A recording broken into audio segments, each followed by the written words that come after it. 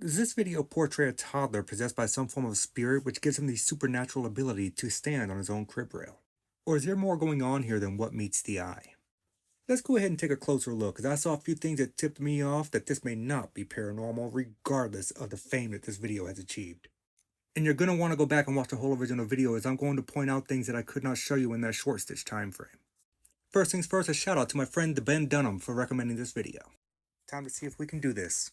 Let's start the breakdown. When I said earlier that this video was famous, I'm not lying. This is probably the most famous video that I've ever tackled. It was featured on the Travel Channel's Paranormal Caught on Camera Season 1, Episode 3. It was also featured in Us Weekly, Inside Edition, a YouTube's Top 15, a Mojo Top 10, a Feathered Friend Top 10, a Slapped Hand Top 10, Metro Lifestyle Magazine. It's also been in the Daily Mail, the Mirror News, the Daily Star, Daily Motion, Yahoo News Australia, the New Zealand Herald, ABP News, and Reddit. Reddit's not impressive though, let's face it. What video that's creepy doesn't end up on that cesspool of a site? And last but not least, it was also on an episode of The Doctors. So as I said, most definitely the most famous video I've ever tackled, as this video seems to have been everywhere. But let's see what we can do. This is just a list of some of the enhancements that I made to the original video for clarity. And as usual, these enhancements made a world of difference, as I can pretty much see everything going on in the room now. The first thing I want to talk about is how the baby seems to glitch out as it first climbs up onto the crib rail. As the toddler is climbing up to the crib rail, you can see his pajamas kind of glitch out. They lose all color. His right arm does the same thing, and it almost disappears completely at one point. And then when he is fully extended, all the color comes back and his form takes natural shape. This is something that I typically see in poorly edited videos. However, this could also be an IR glitch. The only reason I'm going away from that theory is everything else in the room stays perfectly clear. The baby, the toddler, is the only thing that seems to be affected by this glitch. And let's just be clear, green screen suits, they're not expensive and easily accessible. And this list on the right is just an example of some of the programs out there that have chroma key, which is used for doing green screen and green suit style videos.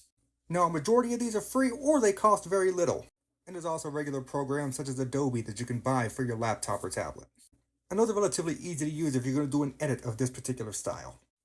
Now, it's difficult to see from this still frame format. However, if you go back and watch the original video as I've already suggested, you will notice that there is movement in front of that crib before the baby starts to climb up, as though it's standing up because it notices someone coming into the room. And this is where my theory comes in of a green screen suit edit, because you might be able to see the outline if you do not do the editing properly. And in reference to what I said earlier about the toddler glitching out, at the 41-second mark, when he falls backwards and hits the mobile above the crib, he completely disappears for more than a second. He's not in the crib, he's nowhere around the crib, he's just gone. And then you hear the child smack on the crib bed. Then he magically reappears and begins crying. And I feel like we all know this toddler didn't go through a time warp, he was definitely edited out. And what makes my editing theory even more believable is look at how he looks when he disappears. It's almost like he conforms into a ball and then poof, gone. Only to reappear a second later after you hear the smack on the crib and the screaming.